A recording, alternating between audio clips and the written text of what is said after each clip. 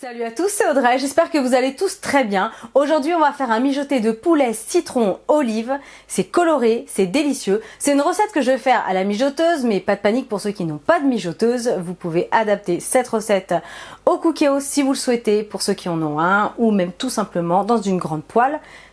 Qu'est-ce que c'est que ce truc? Ok, il y a des travaux chez moi, du coup ça m'a un peu perturbée. Bref. Je ne sais plus ce que je disais. Dans une grande poêle ou une grande sauteuse, un fait-tout. Bref, on peut tout à fait l'adapter. Allez, c'est parti pour cette recette super savoureuse. On y va! Je vous laisse ici la liste des ingrédients et à retrouver en descriptif sous cette vidéo.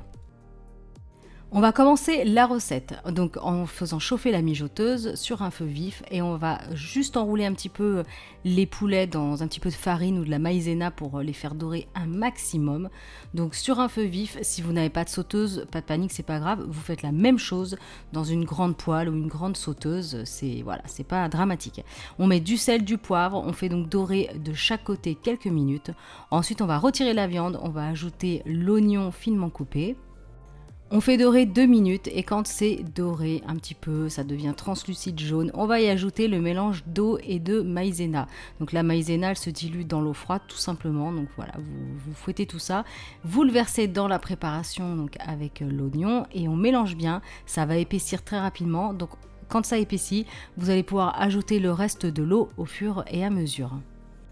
Toujours sur un feu vif évidemment pour que ça continue de s'épaissir. Donc quand vous voyez que ça devient trop épais, vous rajoutez un petit peu d'eau et jusqu'à épuisement du stock d'eau. Ensuite, on va ajouter toutes les épices.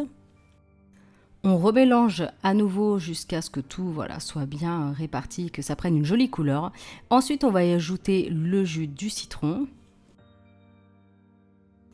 On dépose ensuite les pommes de terre coupées en gros cubes et on va venir tout simplement ensuite redéposer la viande. Et s'il reste du jus dans le bol quand vous l'avez réservé, vous jetez le jus dans la préparation. Voilà, ça fait du jus de poulet, c'est super bon. On remélange un petit peu. On y ajoute les olives, alors des olives vertes, des olives noires, des olives pimentées, vraiment ce que vous voulez. On ajoute le persil haché et on assaisonne encore un petit peu avec du sel et du poivre. On remélange un dernier coup et ensuite vous allez tout simplement ajouter le couvercle.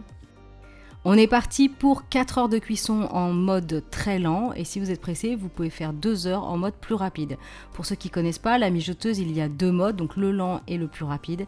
Et c'est une cuisson à basse température qui cuit très longtemps et du coup, c'est une cuisson qui est très économique, pas de panique parce que j'ai déjà vu des commentaires comme quoi il y en a qui me disent mais 6 heures de cuisson, 8 heures de cuisson, c'est quoi ce truc? Mais c'est la mijoteuse, c'est normal. Donc voilà, ça vous donne une viande super méga tendre comme vous n'avez jamais vu. Franchement, je dois l'avoir depuis un petit peu plus d'1 an et je ne regrette pas mon achat. C'est d'enfer. Vous pouvez partir au travail, vous lancez ça le matin, vous partez au travail et votre plat il est prêt. Donc voilà, il ne vous reste plus qu'à servir. Voilà, j'espère vraiment que cette recette vous aura plu. N'hésitez pas à la faire. Comme je vous disais, c'est à la mijoteuse, mais on peut vraiment l'adapter au Cookéo, à la sauteuse. Bref, peu importe, ça fonctionne aussi. Pour ceux qui ne connaissent pas la mijoteuse, c'est la cuisson va être très très lente. Elle va être économique et elle va être surtout délicieuse. Et c'est quelque chose que vous pouvez faire le matin et vous partez au travail et le soir votre plat il est prêt. Ça peut même se garder au chaud suivant évidemment la mijoteuse que vous avez.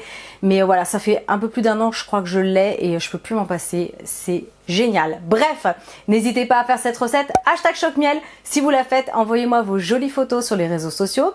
Mettez plein de pouces bleus, commentez énormément cette vidéo, ça me fait trop plaisir d'avoir vos petits messages. Et si c'est pas encore fait, bien sûr, je vous invite à vous abonner à ma chaîne. Moi, je vous dis à très bientôt pour de prochaines vidéos. Salut!